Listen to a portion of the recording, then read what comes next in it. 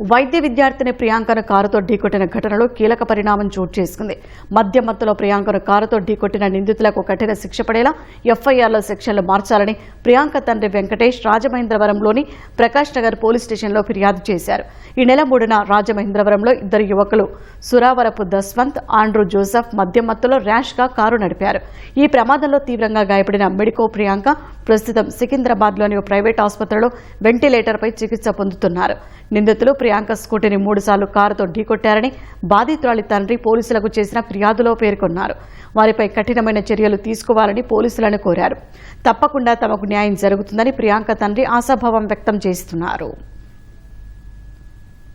పాత పరిచయాలు లేవు, ఎక్కడా ఫోన్లో కాంటాక్ట్లు లేవు, వీళ్ళెవరో మా పిల్లలెవరో అసలు సంబంధాలే లేవు.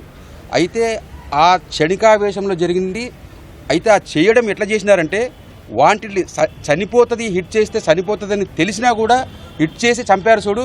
అది చాలా అమానవీయం, చాలా నిర్దాక్షిణ్యం. అది ఇటువంటి మృగాల్లాంటి మనుషుల్ని సమాజంలో శిక్ష వేయకుండా వదిలిపెట్టకూడదు. వీళ్ళకి కఠినమైన శిక్షలు పడాలి.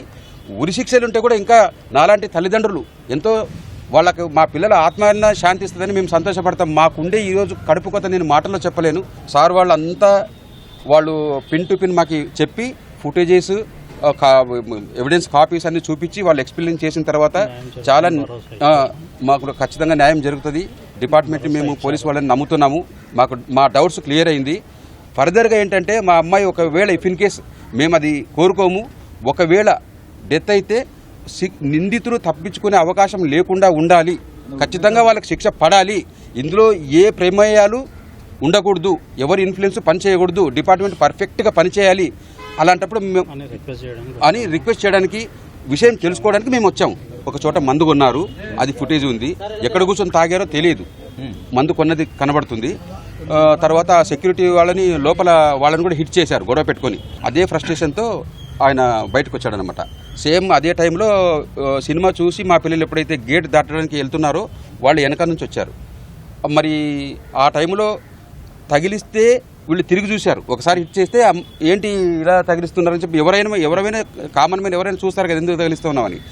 మరి వాళ్ళు అక్కడ ఈగో రైజ్ అయిందంటో వాళ్ళకు మళ్ళీ తగిలిచ్చాడు. సెకండ్ సారి హిట్ ఇచ్చాడు. మూడోసారికి ఇంకా ఏమైందో వాళ్ళకి తెలీదు. అంత మృగాల్లాగా ప్రవర్తించి మీద ఎక్కించి టైరు తలపైన ఎక్కించి వెళ్ళిపోయారు.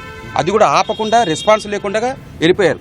వెళ్ళిపోతే మళ్ళీ వీళ్ళు ఇది మర్డర్, ఖచ్చితంగా వాళ్ళు వాంటెడ్లీ మర్డర్ చేసినారు కావాల్సి. అవును సార్, హత్య కేసే, ముమ్మాటికి ఇది హత్య కేసే సార్. వాళ్ళు వాంటెడ్లీ మర్డర్ చేశారు. ఇది అంటే చనిపోతున్నారని తెలిసి చంపేసిపోయినారు. మేము స్టేట్మెంట్ ఇచ్చాము సార్. ఇప్పుడు స్టేట్మెంట్ ఇచ్చాము. అది మర్డర్గా పరిగణిస్తాము. మీకు న్యాయం జరిగేలా మేము చేస్తాము. అలాంటి సెక్షన్లే పెట్టామని వారు చెప్పారు. మేము ఇప్పుడు ఒకవేళ అమ్మాయి డెత్ అని తెలిసిన తర్వాత మీతో మళ్ళీ స్టేట్మెంట్ తీసుకొని దానికి సరైన సెక్షన్లు పెట్టి అప్పుడు కఠినంగా శిక్ష పడేలా మేము చేస్తాము. ఎక్కడ మీకు అన్యాయం జరిగేటట్లు మేము ప్రవర్తించము. మేము ఖచ్చితంగా న్యాయం చేస్తాం, జరిగేటట్టు చేస్తాం మీకు అని చెప్పారు.